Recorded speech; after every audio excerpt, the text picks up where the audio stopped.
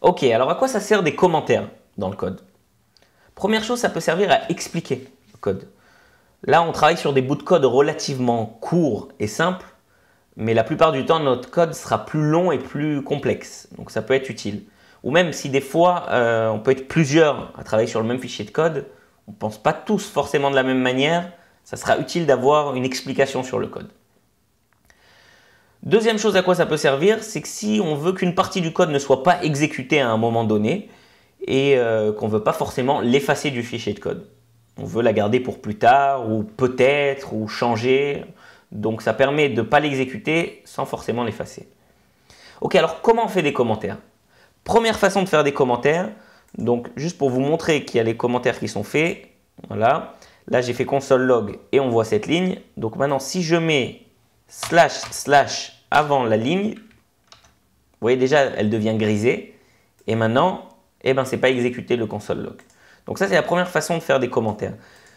Je l'ai mis le //, comment ça marche? C'est-à-dire qu'en fait c'est tout ce qui est à droite des deux slash qui ne sera pas exécuté. C'est-à-dire que par exemple, si on le remet là, et que je veux commenter cette même ligne, je veux dire ceci est la string 1 par exemple, pour expliquer cette ligne, eh ben, je peux l'écrire comme ça. Vous voyez, il s'est mis en commentaire, c'est grisé.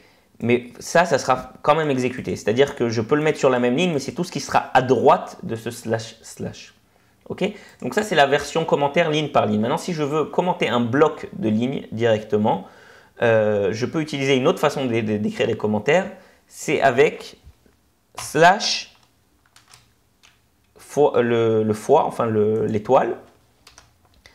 Et je finis le commentaire avec l'inverse, c'est-à-dire le fois, l'étoile, et le slash comme ça.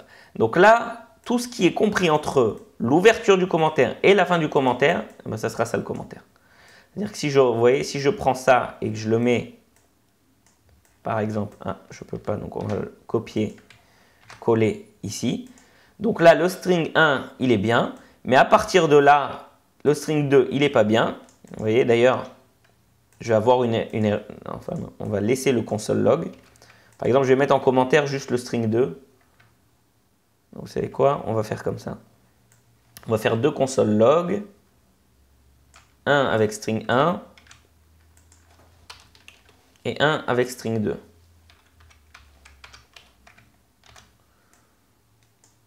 Ok.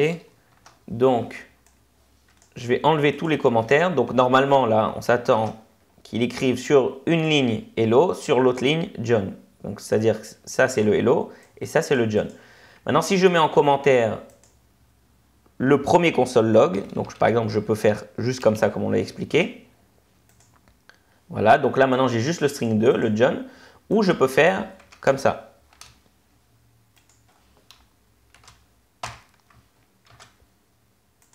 Et là, j'ai aussi également que le John. Maintenant, si je prends ça et que je le mets à la fin des deux console log, par exemple comme ça, et bien là, j'aurai plus aucun console log. Donc, il n'y a rien qui est affiché. Ça permet de mettre en commentaire un bloc entier de code. Voilà pour les commentaires.